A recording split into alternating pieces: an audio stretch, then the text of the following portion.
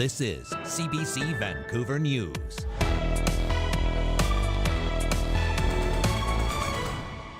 How I ended up with Leanne is $1 million question.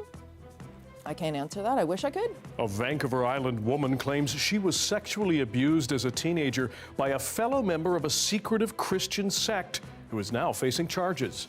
Plus, the big concern really is around the drought supplies. Bad news for BC. Forecasters say we have the second lowest snowpack to date, recorded in half a century. Good evening, I'm Dan Burritt. Thanks for joining us. A BC woman claims she was sexually abused as a teenager by a fellow member of a secretive and insular Christian sect who is now facing charges. Karen Larson explains the allegations and the wider investigation into the sect commonly known as the 2x2s. 1986. Okay, so this is my grade 7 graduation. This is a very typical look as a kid. Lyndall Montgomery is going public for the first time about alleged sexual abuse she suffered as a teen. Here I am at 12, starting to get pimply. It happened inside an insular and secretive Christian sect that has no official name, but is most commonly referred to as the 2x2s. But no makeup, no jewelry, no hair cutting. After a certain age, you're expected to put your hair up into a bun and pulled back. That's the look. Quite typical. That's the look, exactly. Montgomery says there was violence in her home growing up, and at age 14, after a particularly traumatic incident, she was sent to live with Leanne McChesney, a 2x2 minister, or worker as they're called in the faith. My Frank Hurt Go card from 1988-89, right around the time when Leanne would have entered my world. While in her care, Montgomery says McChesney sexually abused her. How I ended up with Leanne is $1 million question. I can't answer that. I wish I could. That might bring me some sort of clarity as well. Did anyone know what was going on in 1989? Did the church know? Did your parents know? Did any adult in your life know? For me personally, I can't say. If they did, they didn't do anything. Yeah, my parents had implicit trust in the organization, in the workers, in the way it all, just in all of it. They are truly believe it's the one true way. Where's this one? You ready? Thank you. Ready? Montgomery lived with the secret for 35 years until last year when she saw this news story. I looked at the front page of our Comox Valley Record here, and on it was a story of one of the workers who had been charged with child pornography. And they actually went into quite a bit of detail about the 2x2s. So it was undoubtedly they're talking about, and it just blew my mind. Montgomery brought her story to authorities early last year. In January of this year, police from the community of Delta arrested McChesney on charges of sexual assault and sexual exploitation. None of the allegations have been proven. The charges come amid a number of international media reports about child sexual abuse within the 2x2s. A few weeks ago, the FBI took the uncommon step of publicly announcing it was investigating the 2x2s in the United States, asking for help identifying victims of a religious group that traditionally has not had a name, but has been referred to outside the group as the 2x2, the Way, the Truth, and the Church with No Name. That's in the States. Yeah. Well, would you like to see something similar in Canada? Very much so. Yeah, it's an international crisis. And so ask me now, why did it take me 36 years to do it? Because I know the difference between revenge and healing. I want to heal. I want to heal. That's my motivation for doing it. The 2x2s were founded in Ireland in the 19th century by Scotsman William Irvine. Followers brought the faith to Canada in the early 1900s. The sect does not promote itself publicly. Sermons are most often held in members' homes. But we visited a public gospel meeting at this funeral chapel, hoping to speak to a minister about the allegations. We were invited in, but without our camera. The minister we spoke to declined comment. They're really off the radar in many ways because they don't own buildings, they don't own structures. Steve Kent is a professor emeritus at the University of Alberta who studies alternative and controversial religions. Many groups have antagonistic attitudes toward the outside secular world. The outside secular world is evil, fallen, even satanic, and consequently, they almost never go to outside authorities to report incidents of abuse. What often happens is groups have either internal investigative procedures that are very, very poor, or they get the abusers to repent, that say they had a conversation with God and God has forgiven them.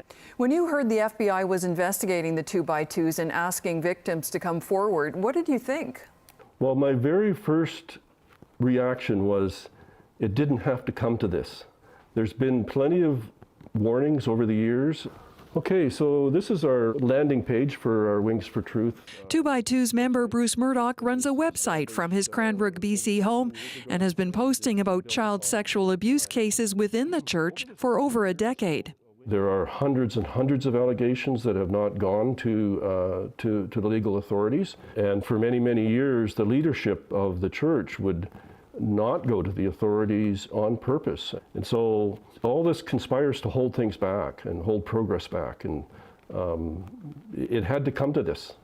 Meanwhile, organizers of a 2x2 victims hotline in the U.S. tell us they have documented 1,500 unconfirmed allegations of sexual abuse and other offenses. I want to bring publicity to the fact that I am not an only. Over 700 perpetrators have been named. Over 1,500 allegations have been made, naming perpetrators more than once. Come here, goose. I feel fortified, finally, that I'm not screaming in the wind anymore.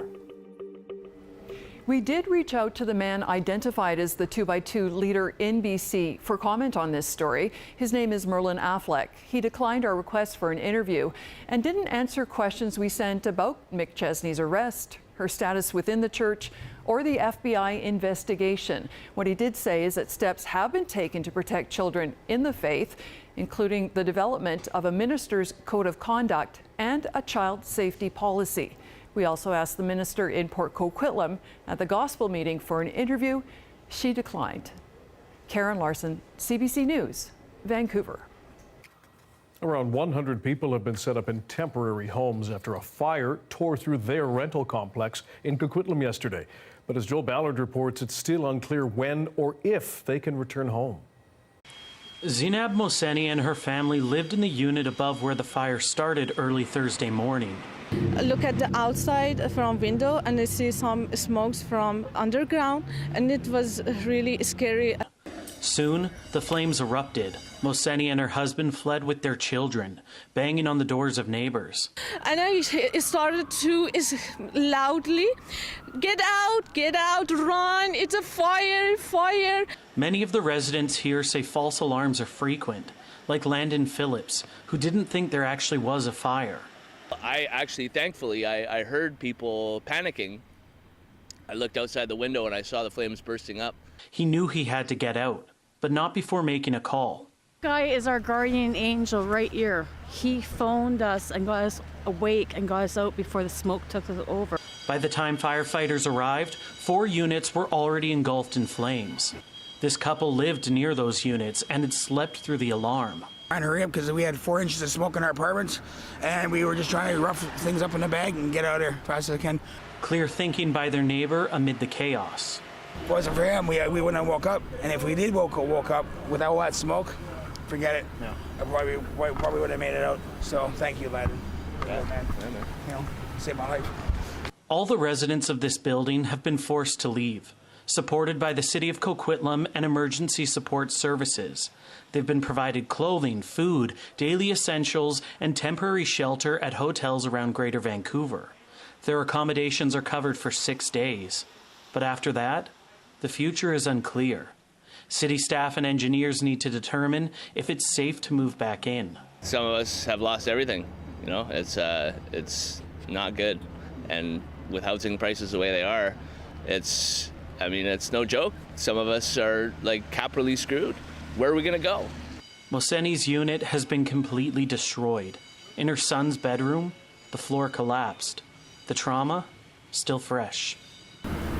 And we are so worried because I don't think that we can afford with this expensive rent to find any place. The city says firewalls were able to protect many of the units, and it's hopeful most residents will be able to return. Joel Ballard, CBC News, Coquitlam.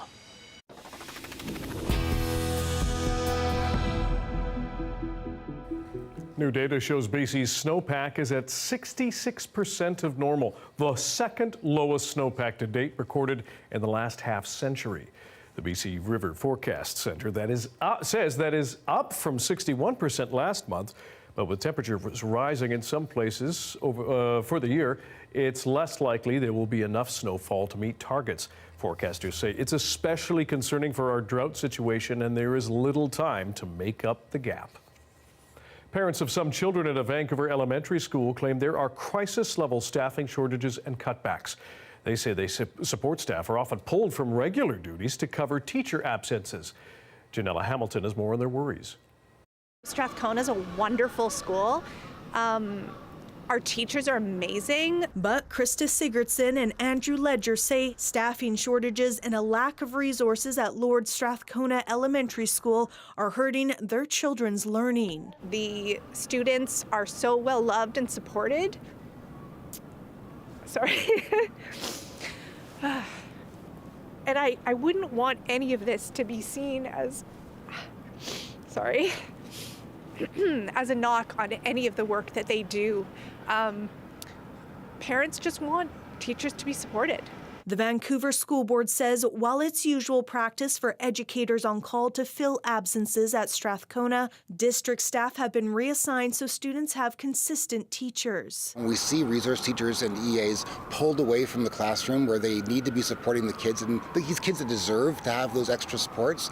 It leaves the whole school community in a really precarious situation. Staff shortages are not new. Many schools across Vancouver face similar challenges, but this educational expert says some communities like Strathcona are being acutely impacted. Strathcona is a place where there are a lot of unmet needs right now.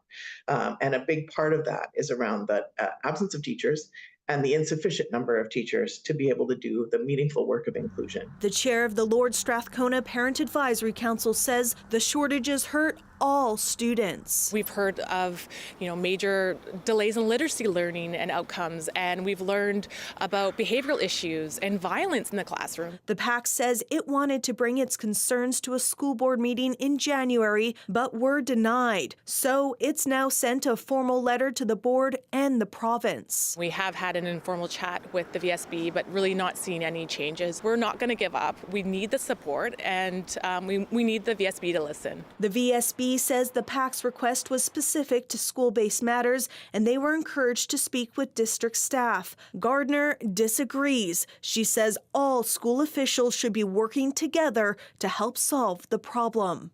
Janella Hamilton, CBC News, Vancouver. Today marked International Women's Day, a day of celebration and advocacy for women's rights and equality. First celebrated in the 1900s when women in Europe campaigned for the right to work, vote, hold public office, and end discrimination. But what does it mean for us here in BC today? Karis Hogg has more. International Women's Day is March 8th, but we know women exist year-round. So what is this day for? Camaraderie, awareness, celebration, inclusivity, maybe just a day to post online about your favorite women.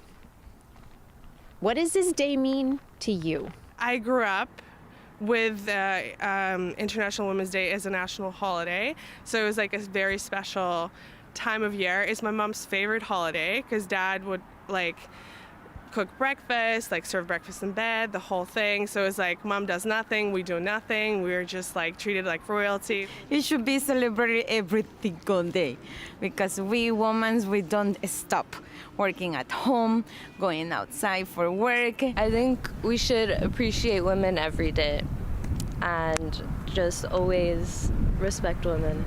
I think a lot of women are not noticed about a lot of things they do. Like going through pregnancy, for example, it's not something easy that women can do. And on top of that, a lot of women have jobs, have kids.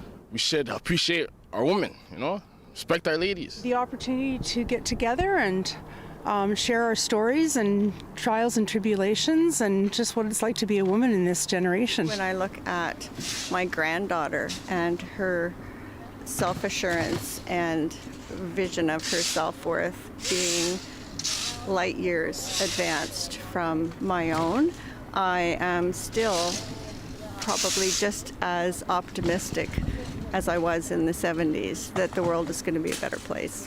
I'm not that optimistic, and I was actively involved in the 70s. I went to university and thought I would change the world. I was a feminist. I volunteered at the Crisis Center and did what I could support, and I've been an activist of sorts my whole life. And I think the challenges are the same, if not worse. And I look what's going on in the States with abortion rights, and that was something that we worked for in the 70s. Now we do focus on women and our accomplishments and our equality and doing things equally shared, and also bringing that awareness into our workplaces. Oh, sorry, my puppy is... Up next, we take you inside a women-run restaurant offering food and female empowerment in Coquitlam.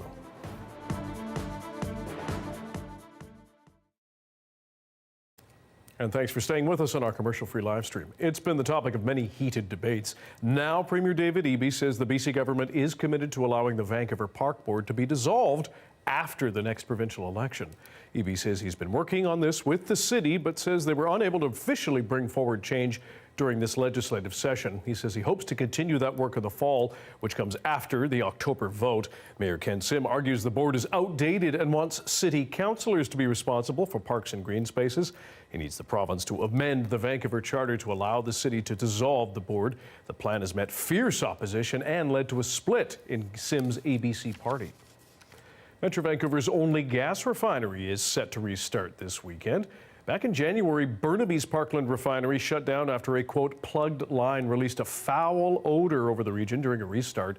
It says after a thorough inspection and third-party air monitoring, they're ready to start the process again. But the refinery warns that might cause flaring, another odor release, noise, and smoke over the next few weeks. Reality TV star Bethenny Frankel was in BC for a movie production recently, and she's become a big fan of Abbotsford, raving and reviewing about it on TikTok. As Bethenny Frankel shows us, the Bethenny effect has brought a boost to local businesses. The winner of everything I've ever reviewed. How cute it is in here. This is so good. I'm freaking out. Abbotsford, it's what Bethenny Frankel calls a town of treasures. You've likely seen her recent TikTok reviews of local businesses, and Abby was not what Bethenny expected. It's because what people had described to us was that we were going to farmland. So we thought we were going to be cow tipping. I was shook. The whole entire Hamptons doesn't have the volume of what they had in that town. And Hamptons is like for billionaires. And with hundreds and thousands of views, local businesses say Bethenny's visits have gone a long way. But I had no idea who she was. It wasn't until the next day that she popped up on my mom's TikTok, and a few customers have said they saw like her TikTok and everything. So I feel like we've gained more business because of it, and knowing that people are now like coming from Vancouver and all over to come and try our desserts and everything is really good for the community. Definitely an increase in interaction with our social media. It's really nice to see the exposure, especially in small communities like the Fraser Valley, where we do kind of rely on that word of mouth connection. So having that type of publicity online can really make a difference for the people who are able to have access to the things that we offer in our store. I'm happy for these shop owners because they're happy with where they live. They're making an effort. They're proud, and they get their moment, and they deserve it. Tourism Abbotsford says there was no influencer partnership with Bethenny. Right on our doorstep, Bethenny does it without even being asked, which has been an incredible experience for us. She says film production plays a key role in tourism, especially in smaller communities. Bethenny Frankel, CBC News, Abbotsford.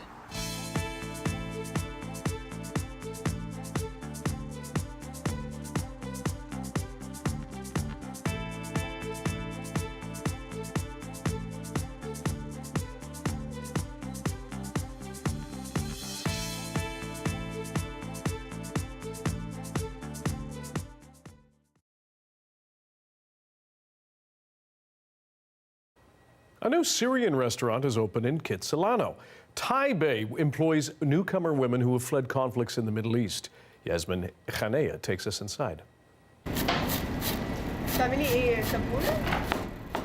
The women of Taipei are making a lot of tabbouleh as they get ready for the lunch rush. Maha, Sausan, Samar, Hanedi, Ines. Taipei is the Arabic word for both kind and delicious. Mahamara is one of their signature dishes, a spread of roasted red pepper, walnut, and pomegranate molasses eaten with pita bread. I get a lot on here.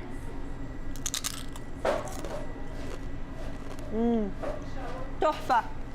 Very good. The brainchild of Egyptian-Canadian Nahel Alwan, Taipei started out as a pop-up kitchen in 2016, evolved into a catering service, and is now a restaurant employing more than 20 women, mostly from Syria and other Middle Eastern countries. Our mandate or mission, if you will, is to employ newcomer and refugee women who have multiple barriers to employment, including language barriers. So the vast majority of the team members don't speak English, lack of professional experience that is relevant. The vast majority of our team members came here as housewives or moms. Since 2015, BC has welcomed thousands of Syrian refugees fleeing the war. At 18, Hala Maghamis came to Canada from the war-ravaged city of Aleppo with her parents and 2 siblings, and was the first to work because she spoke the best English, a job unusual for a woman in her family. It was really like something out of our, culture. Like usually we don't work. So I started working, which was like really challenging. I'm the youngest. She's now the catering manager at Taipei. Her co-workers, her second family. Working with women is the safest space for me. We have so much fun. We support each other. They're connected by language, country, and their love for food. They say cooking their traditional meals and sharing them with the broader community makes them feel closer to home. All of our memories of their mothers, their grandmothers, their families are intertwined with either communal dining, where they'd be eating with members of their family or their neighbors or people in their town, or memories of themselves cooking with their moms and their grandmas. Alwan hopes to add more Taipei locations in the coming years to support more women and continue living up to the Taipei name. Yasmin Ghaneya, CBC News, Vancouver. Science World and BC Place lit purple for International Women's Day a little earlier tonight. Darius's wet weekend forecast is next.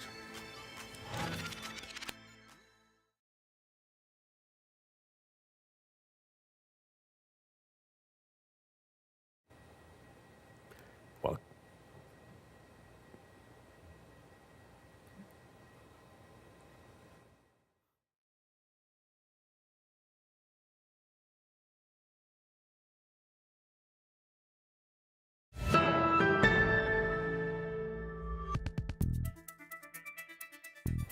welcome back again. Our municipal affairs reporter Justin McElroy is taking a year-long sabbatical to travel the globe. Lucky duck. But he is leaving us with one last song in his style. There are 161 municipalities in the province of British Columbia, and with apologies to Yako Warner, here's every single one. In song. Revelstoke, Enderby, Sycamoose, Kimberley, Castlegar, Cranbrook and Trail, New Denver and Windermere, Sparwood and Invermere, Silverton, Bruny, Port Vale, Cara, Meoston, Ticton, Osoyousland, Princeton, Summerland, Vernon and Salmo, the Kelownas, Lake Conchio, Yamadon, Coulterman, Salmon, Armlumbie and Caslow, there's Grandforks and Greenwood, the Radiant, Hoswings, Armstrong and Alfred and Peachland, Oliver, Nescap, Waycross and Golden, Montrose and Roslyn and Slocan. Victoria, Sydney, Norcouch and Courtney, the Saanixes, Langford and Nanaimo, and Duncan and Ladysmith, Lansdale and Chemainus, Obeyu, Hewlett, Tofino, Qualicum, Parksville, Zabalas and Crofton, Gulf Island, Esquimalt and Tassus, Colwood, Lake Cowichan, and Bowser, Mount Washington, Centrally, Sayward and Massett, Port, Alberni and Dallas and Clement and Edward and Hardy, McNeil, all spoken, Cumberland, Roystock, Comox, Campbell River, the Highlands View, Royal, McChosen. Vancouver, Surrey, Abbotsford, Burnaby, Belcar, Anmore, Coquitlam, West and North Vancouver's Pemberton, then Whistler, both with the Langleys and Mission, Delta, which has both Tsawwassen and Lanark, then Whitewalk, Pecora, and Port Moody, Lions Bay, Squamish, New Westminster, Richmond, and who can forget UB City, Bowen Island, and Gibson, Seashell, Powell River, head up to Prince George and Prince Rupert, Pitt Meadows and Maple Ridge, Agassiz, Chilliwack, Kentels, Tolkwa, and Stewart, Mackenzie, Pusquepi, Fort Nelson, Tajikis, Clinton, Chiquano, Cax Creek, 100 Mile House, Clearwater, Barrows, Palum, Chinanks, and Peaks, Lillooet, Logan Lake, Templeworks, Williams Lake, Valemont, Wellsuse, and Smithers, Alert Bay, and Hazelton, Shetland, New Hazelton, Taylor, Canal, Factual River, Fort St. James, and St. John Vanderhoof, moving on to McBride, Warfield, and Hudson Tope, Dawson Creek, Fraser Lake, Nelson, and Birds Lake, Kitimat, Skidegate, Granall, Denmark, Atlan, and Ashcroft, and Kamloops, and Linden, Harrison, Hot Springs, and Hope.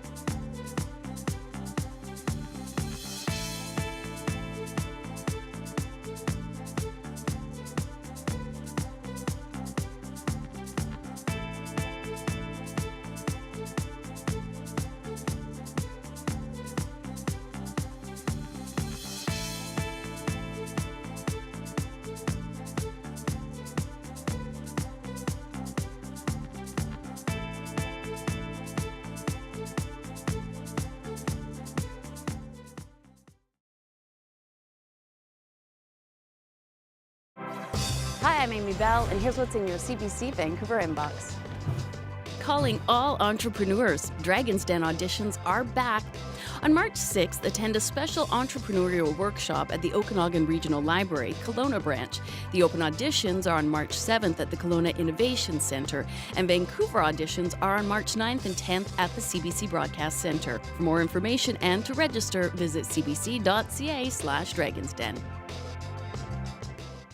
The weather update is brought to you by Direct Buy Furnace. To cool and clean the air in your home, call Direct Buy Furnace. Installing Trane, the most reliable heating and cooling brand. As we head into the weekend, Darius Madavi, our science and climate specialist, will tell us what's going to happen outdoors in the BC-wide forecast. It's another wet week ahead. Shocking. In March. I know. Wet week, wet weekend, and then early next week, it's going to be wet. And then midweek, it's going to be wet. And then at the end of next week, we might get some dry periods with even some sunshine. So wouldn't that be a treat? If you look this weekend, though, still some heavy rain happening on the island. Those freezing levels continue to rise tonight, which means that amount of snow we're getting is shrinking to only those highest elevations. Freezing levels are expected to fall again later this weekend and into early next week. So then we get some more snow. You can see that snow spreading once again, including here at on those local mountains. We should be getting snow again rather than rain because we did see some on those local mountains today. Now, a little bit of good news there in terms of the snowpack, because again, conditions not looking great as we know. If we look at the special weather statements, the weather warnings, you still have that rainfall warning in place for the island. That likely to come down tomorrow afternoon unless we get another really heavy wave of that precipitation if it comes later than we're expecting. And then a special weather statement still in place for Whistler. I'd expect that to stay in place until tomorrow as well, maybe Sunday, because we're having those temperatures stick right around zero, right where it's really hard to tell whether it's going to be snow or rain. So we're probably going to get a mix of both, so making not some nice driving conditions into the weekend. Now, lots of snow still coming for a lot of those mountain ranges, which again, good news for the snowpack, but less good news in terms of anybody who's hoping to do any traveling this weekend, especially on the island, northern parts of the island around Port Alice, and then on the west coast of the island, looking like a lot of rain still coming, around 100 millimeters from this morning into tomorrow morning, and then again, another 100 millimeters over those next 72 hours. So again, a lot of overlap in that estimate, but still a lot of rain on the way. If we zoom out to the province, you can see in terms of conditions, lots of activity still happening, although anything in the interior is really just going to be scattered showers and flurries, not anything too serious we're looking at there. But in terms of a 5-day forecast, what we're looking at in Vancouver is lots of rain. And then I've gone out on a limb. I've changed it. Might get a little bit of sunshine on Wednesday before Thursday. Don't hold me to it. They call him the gambler. Thanks, Darius. Have a good weekend. You too, Dan. No one to fold them. That's your late news for Friday. Thank you for joining us tonight and this week. For news anytime, check our website, cbc.ca/BC. Your next local news is on it's tomorrow morning at 6:30 on CBC Radio 1. Have a good weekend.